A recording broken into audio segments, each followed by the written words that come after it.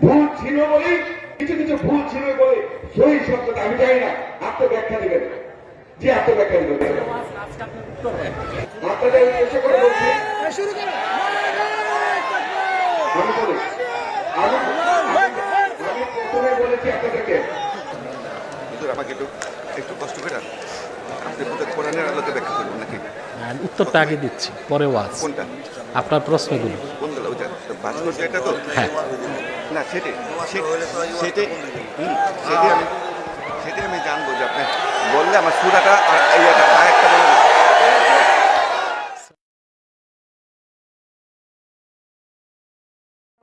Doctor Nazmul Abbas সাহেব, আপনাকে আমি এখানে উপস্থিত রেখে আপনার কাছে প্রশ্ন, আমি কিছুদিন যাবৎ দেখলাম সারা বাংলাদেশ আজকে দেখেন স্বাধীনতার 50 বছর পরে এসে আজকে ইসলাম নিয়ে একটা বিভ্রান্তের একটা জাল তৈরি হয়েছে।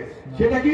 স্বাধীনতার 50 বছরের পরে এসে, স্বাধীনতার 50 বছর পরে এসে কেউ কেউ বলছে যে ভাস্কর্য করা যাবে না, ভাস্কর্য ইসলামের পরিপূর্ণভাবে নিষিদ্ধ। কে বলল? মাওলানা মমিনুল হক বলছেন, অত্যন্ত জ্ঞানী লোক, মানলাম বলছেন। 2003 সালে আমি আপনাকে প্রশ্ন করছি, আপনার বিবেককে প্রশ্ন করছি, 2003 সালে খালেদা জিয়ার সাথে বসে আপনার পিতা যখন এই ভাস্কর্যের সম্বন্ধে অনুমতি প্রদান করলো, 17 বছর ইসলামের কি পরিবর্তন আসলো যে আজকে ভাস্কর্য ওই মমিনুল হক তার পিতাকে অসম্মান করে ভাস্কর্য নিষিদ্ধ করছে? কি পরিবর্তন আসছে? কারণ আমরা জানি কোরআন একটি বিশুদ্ধ, একটা শুদ্ধ, আমাদের কোরআন হচ্ছে সেই একটা যে আগামী কেমন পর্যন্ত কোরআনে একটা যে জবর পরিবর্তন হবে না। কারণ একটা নির্ভুল ধর্মগ্রন্থ হচ্ছে কোরআন। তো নির্ভুল ধর্মগ্রন্থ হচ্ছে কোরআন। কোরআনের কোন কোন আয়াতে আমি আজকে আপনার কাছে প্রশ্ন রাখবো, এই জন্যই কারণ আমি বিশ্বাস করি আমি মুসলমান, আমি আমলি করি, আপনি বিএনপি করেন, আপনি জাতীয় পার্টি করেন, দেখার বিষয় নয়। আমি বঙ্গবন্ধুর জন্য জীবন দেব, রক্ত দেবো, শেখ হাসিনার জন্য জীবন দেবো, রক্ত দেবো, আমি জবাব দেখেন শাহ ওসমানের জন্য জীবন দেবো, রক্ত দেবো।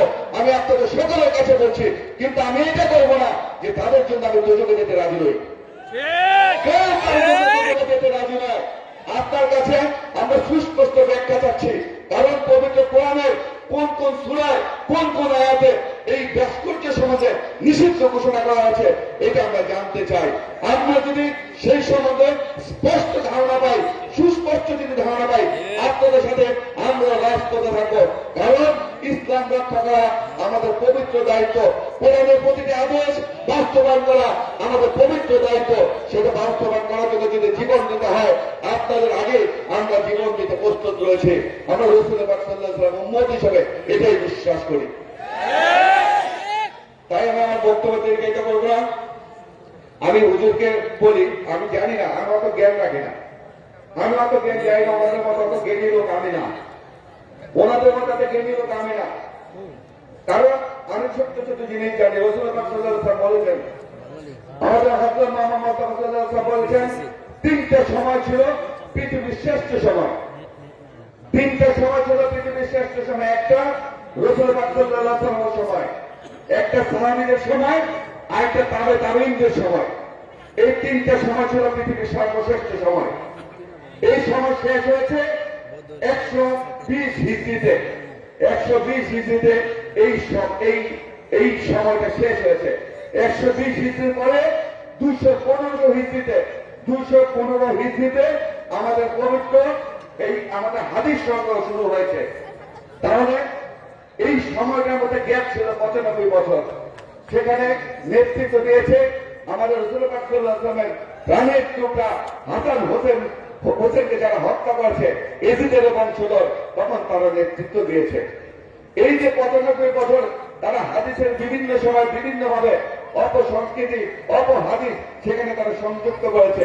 আজকে যদি হাদিসের মধ্যে যদি কোনো সমস্যা না থাকতো, কোনো ভুল না থাকতো, তাহলে কিন্তু বুখারী শরীফ লেখা হতো, সহিহ বুখারী শরীফ লেখা হতো না, সহিহ মুসলিম শরীফ লেখা হতো না, সহিহ তিরমিজি শরীফ লেখা হতো না। নিশ্চয়ই ভুল ছিল বলে আজকে সহিহ শব্দটা সংযোজিত হয়েছে। ভুল ছিল বলেই কিছু কিছু ভুল ছিল বলে সহি শব্দটা আমি জানি না, আপনি ব্যাখ্যা দিবেন। জি, আপনি ব্যাখ্যা দিবেন। জি, আপনি উত্তর দেন। জি, আমি সেটাই, কেন আমার জানতে হবে। তো আমি আপনাদের উদ্দেশ্য করে বলছি, আমি বলি, আমি প্রথমে বলেছি আপনাদেরকে যে আমার জানা দরকার, আমার জানতে হবে। আমি প্রথমে বলছি আমাকে জানতে হবে। আমি কিন্তু বলিনি এটাই সত্যি, এটাই সঠিক। আমি বলছি আমাকে জানতে হবে। হুজুর আমাকে একটু একটু কষ্ট করে আপনি বোধহয় কোরআনের আলোকে ব্যাখ্যা করবেন নাকি? আমি উত্তরটা আগে দিচ্ছি, পরে ওয়াজ। কোনটা? আপনার প্রশ্নগুলো। কোনগুলো? ওইটা ভাস্কর্য এটা তো? হ্যাঁ, না সেটাই সেটাই সেটাই আমি জানবো যে আপনি বললে আমার সুরাটা আর এই আরেকটা বলে দিন। সালাম আলাইকুম। আমাদের নিজাম ভাই সুশিক্ষিত মানুষ, সমাজ সচেতন, জাগ্রত বিবেকের অধিকারী, সব ঠিক। তবে দুঃখজনক যে ইসলাম সম্পর্কে ওনার ধারণা নেই।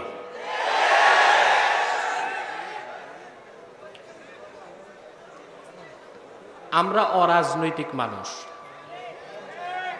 আমাদের বক্তব্যে আমরা কখনো চাই নাই কোনো দলকে ক্ষমতা থেকে নামিয়ে কোনো দলকে বসাতে।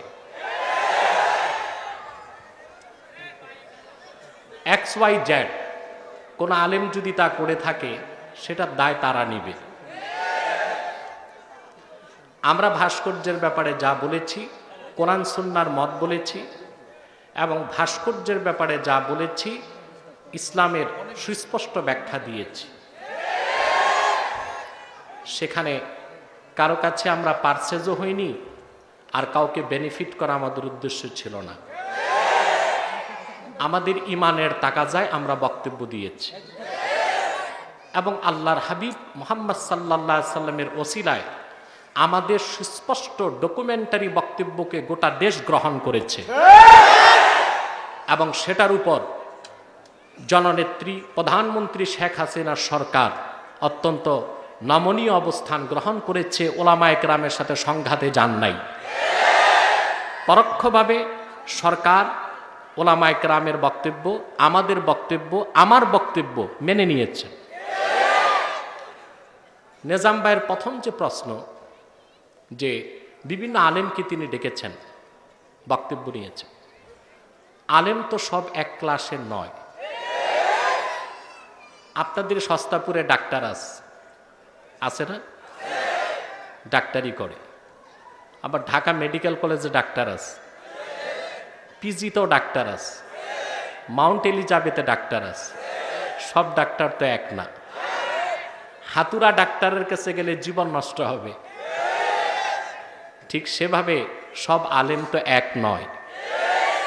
উনি চা খেতে কাদের ডাকলেন আমি জানি না, তবে আমাকে ডাকলে সময় করে আমি আসতাম। আর আমি ওনার ন্যাম পার্কে আসি না, আমি আসলে উনি বিল নেয় না, আমাকে ফ্রি সার্ভিস দেয়। তো কয়বার ফ্রি সার্ভিস নেওয়া যায়? লজ্জারও তো একটা বিষয় আছে। দ্বিতীয় কথা, রাতে দিনে আমি ব্যস্ত থাকি। আপনারা জানেন প্রায় 6 বছর যাবত আমাকে দিনে মাহফিল করতে হয়, রাতে প্রোগ্রাম করতে হয়। অতএব আমি কিন্তু আপনাকে ডাকছিলাম, সময় ছিল না। কোরআন সুন্নাহ স্পষ্ট, আলেমে আলেমে কোনো দ্বন্দ্ব নাই। বাংলাদেশের সকল ঘরানার আলেম, কি জনপুর, ফুরফুরা, কওমি, আলিয়া, আহলে সুন্নত, আহলে হক, ইসলামের মূল ভিত্তিতে সবাই এক। হয়তোবা কেউ ব্যাখ্যা সুস্পষ্ট দিতে পারে না, কেউ দিতে পারে, কারোর মধ্যে কোনো দ্বন্দ্ব নেই। এটা হচ্ছে মূল কথা। তৃতীয় কথা, স্বাধীনতার চেতনা আমরাও মানি,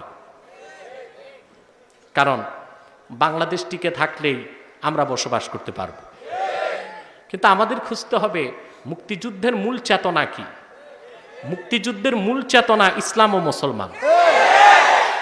বঙ্গবন্ধু একজন মুসলিম ছিলেন। তিনি বলেছিলেন তার বক্তব্যে যে বাংলাদেশের মানুষ হালের বলদ বিক্রি করে হজ করতে যায়, সে বাংলাদেশ ইসলামকে ছাড়া কিছু করা যাবে না। বঙ্গবন্ধুর এই বক্তব্য আমরা কেন প্রচার করি না? এই দেশ কিভাবে হয়েছে স্বাধীন? 47-এ টু নেশন থিওরি, দ্বিজাতি তত্ত্বের ভিত্তিতে প্রথমে দেশ ভাগ হয়েছে।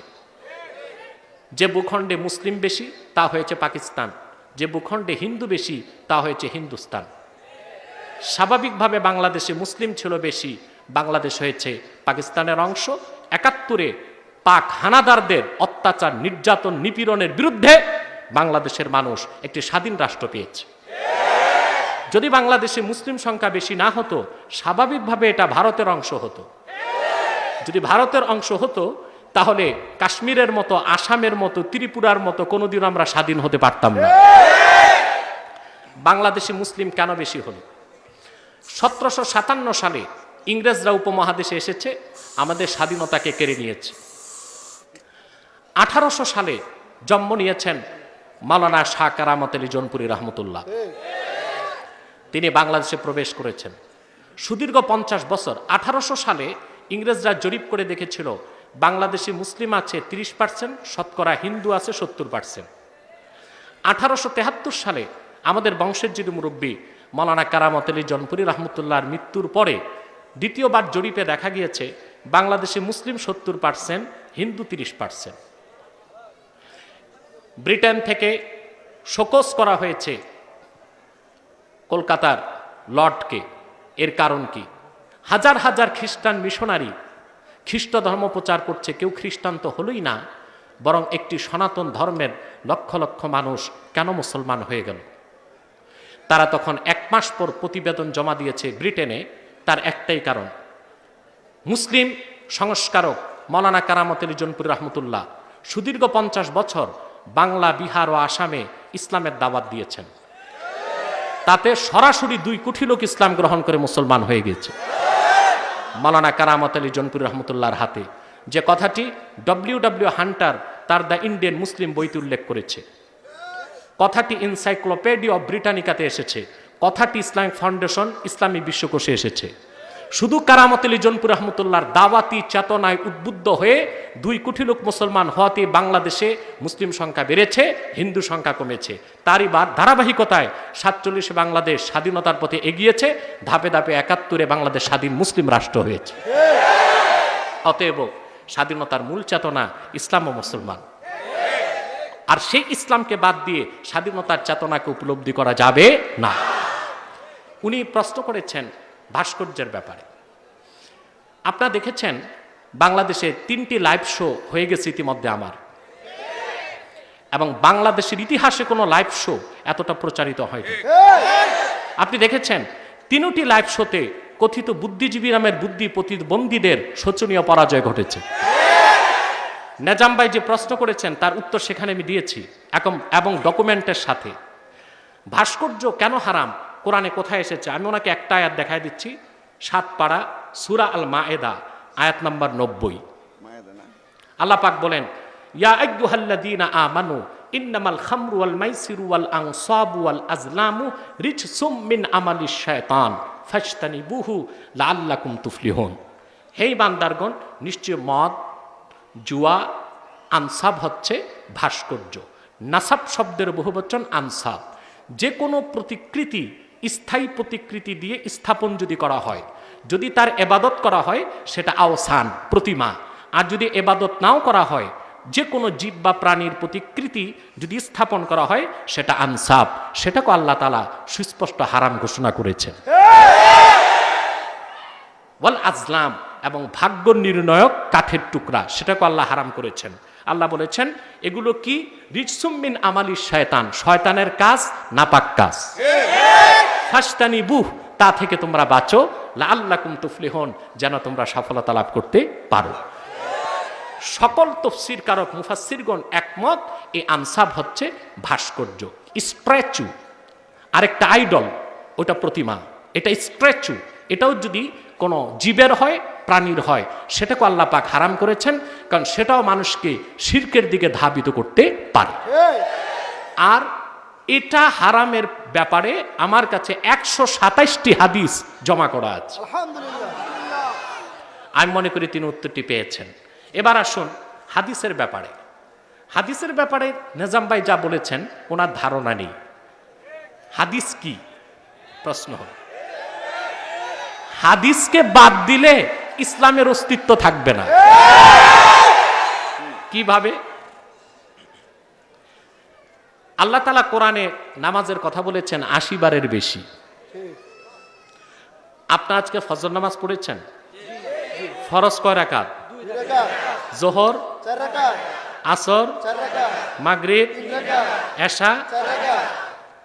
এই কোরআনের কোথাও এশার নামাজ 4 রাকাত, ফজর 2 রাকাত, এই রাকাতগুলো কোথায় আছে? কোথাও নেই। তাহলে হাদিস ছাড়া তো ইসলামের অস্তিত্বই থাকবে না। সেই হাদিসে কোনো সমস্যা নাই। এজিদ কেন? এজিদের 14 গোষ্ঠীর ক্ষমতা হয় নাই হাদিসে হাত দেওয়ার। হাদিস কিভাবে এসেছে? হাদিস বর্ণনা করেছেন রাসূলুল্লাহর সাহাবীগণ। সাহাবীগণ আল্লাহ রাসূলের কাছ থেকে হাদিস শুনেছেন, তাদের কাছ থেকে হাদিস নিয়েছেন তাবিনগণ। তাবিনের যুগ ছিল ইমাম আজম আবু হানিফার যুগ। ইমাম আজম 1200 তাবির কাছে পড়েছেন, 4 জন সাহাবীর সাক্ষাৎ লাভ করেছেন। ইমাম আবু হানিফা একাই 6 লক্ষ হাদিস সংগ্রহ করেছেন, 50,000 মুখস্থ করেছেন। হাদিস বিশুদ্ধভাবে এসেছে। তাহলে সহি বুখারী নাম কেন আসলো? সহিটা বিশুদ্ধ অর্থে আসে নাই। সহি একটা হাদিসের পরিভাষা। কোন হাদিস সহি, কোন হাদিস হাসান, কোন হাদিস মুরসাল, কোন হাদিস মাওকুফ, কোন হাদিস মুসনাদ, কোন হাদিস, এইরকম হাদিসের নাম আছে আলাদা আলাদা। তো সহি বুখারী, সহি মুসলিম হচ্ছে সহি, অর্থাৎ বিশুদ্ধতার মানদণ্ডে সর্বোচ্চ পর্যায়ে উত্তীর্ণ, সেজন্য সহি বুখারী, সহি মুসলিম। এর মানে এই না সেখানে ভেজাল আছে। ভেজাল কখনো ছিল না, নাই, থাকবে না। এবার আসুন, কোরআন কারীম কিভাবে বুঝবেন, এটা পদ্ধতি কি? আপনি ব্যক্তিগত জীবনে কোরআন পড়তে পারবেন, অনুবাদ পড়লেই চলবে না। কোরআনের ব্যাখ্যা কত ব্যাপক জানেন? কত ব্যাপক? আবু বকর সিদ্দিক রাদিয়াল্লাহু তাআলা আনহুর ব্যাপারে হাদিসে এসেছে, ওয়াকাফা আবু বকরিন রাদিয়াল্লাহু তাআলা আনহু 8 সানা।